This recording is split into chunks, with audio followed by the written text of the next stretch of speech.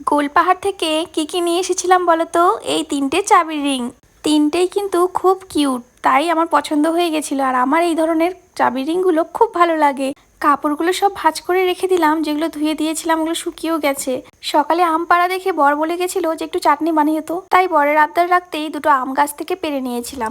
আমি আবার আমার স্বামীকে ছাড়া অন্য কিছুই বুঝি না। সব সময় জানো তো ওকে ভালো রাখারই চেষ্টা করি, যে ও কি করে ভালো থাকবে, কখনোই নিজের চিন্তা করি না। আমার মতো হয়তো অনেক মেয়েরা সেটাই চিন্তা করে যে তার স্বামীটা কি করে ভালো থাকবে, তাকে দুবেলা কিভাবে ভালো মন্দ খেতে দেবো, সেটাই চিন্তা করি সবসময়। আর আমার চিন্তা আমার বাবা মার পরে আমার বরমশাই কিন্তু বেশি করে।